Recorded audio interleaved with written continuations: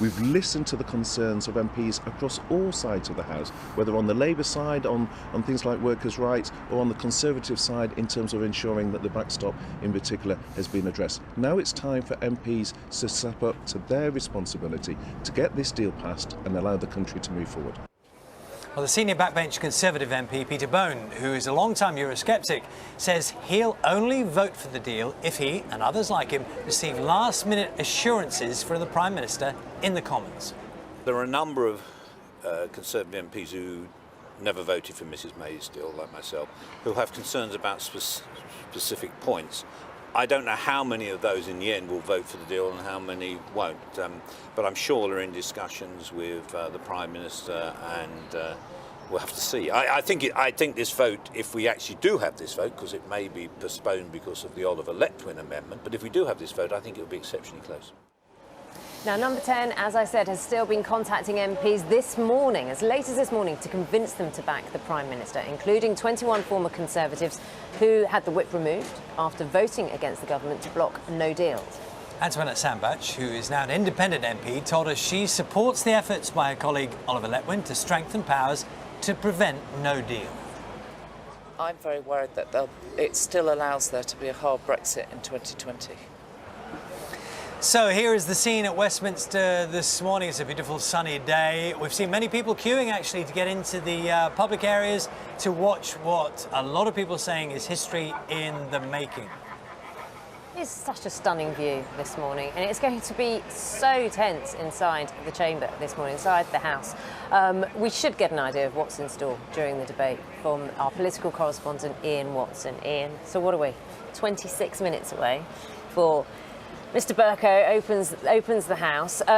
Before we talk about, I suppose, the procedures of what will happen, the result, what could potentially be the outcome today after the vote is done? I think it's, frankly, Naga, the 4 Ds. There could be a deal, which is what Boris Johnson wants, and then he gets us out by October the 31st. No deal in the sense that his deal is rejected, and then he has to go back to the European Union, ask for an extension as the law stands. He might not want to do it, but that's what the law would require him to do. Perhaps even try to renegotiate. Then there's a third option, delay. There's a cross-party group of MPs who say, look, we'll back your deal in principle. We want to wait until all the detail, all the legislation that follows it can be scrutinised properly by MPs. If that would take longer than October the 31st, Brexit Day, we want that extended to make sure we don't fall out with no deal, an insurance policy against no deal. The 4th D, which has emerged this morning and on this programme, is damp squib, because we've just heard that if this delay option is perhaps likely to be passed by MPs, Boris Johnson doesn't want this to happen. He thinks it could frustrate Brexit, and a leading Brexiteer, Peter Bone, on BBC Breakfast said perhaps the whole vote could simply be postponed.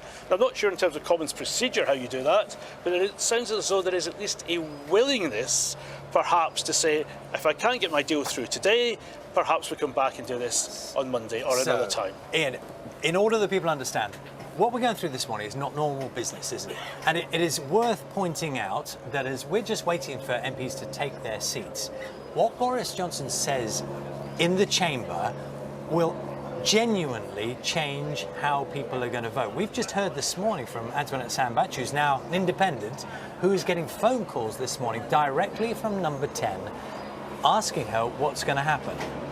That's absolutely right. This shows how close this vote is going to be and how important Boris Johnson's pitch is. In fact, the Conservative whips, the people who are responsible for party discipline, were so anxious to get people across the line, they even by mistake yesterday phoned Sam Gyimah, who's defected to the Liberal Democrats, to find out which way he would vote.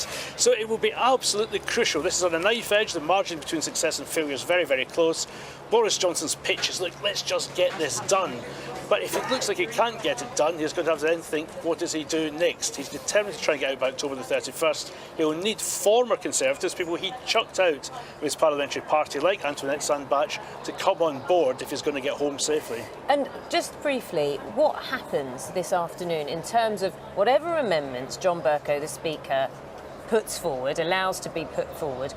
Procedurally, what happens? So an amendment comes up, they vote for it then? Yeah, what we're expecting is that we'll find out actually just half an hour's time from John Bercow, whether he's going to accept this delay option we talked about. Former Cabinet Minister Oliver Letwin and others are putting this forward. If he accepts that, there'll be a debate on Brexit, probably until about 2:30 this afternoon. Then there will be a vote, or if he takes other options, a series of votes, but that's the main one.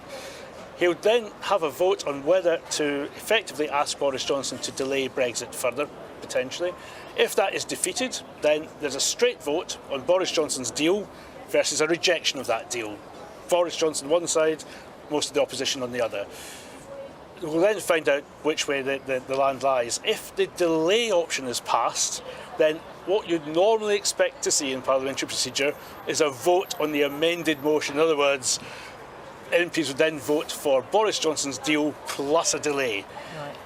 It is possible, though, that the government does not like that option and tries to pull it at the last minute. I think we can add an extra D now into your 4 Ds, which is don't know. Which is there's an element of this which is partly why this is so extraordinary. We know what we don't know, Charlie. Yeah, actually. there are elements of this. What I can tell you, as far as BBC Breakfast is concerned this morning, thank you, Iain, very much, is that however this unfolds, as and when the Speaker stands up and Boris Johnson starts his address, you will see it all here with us this morning.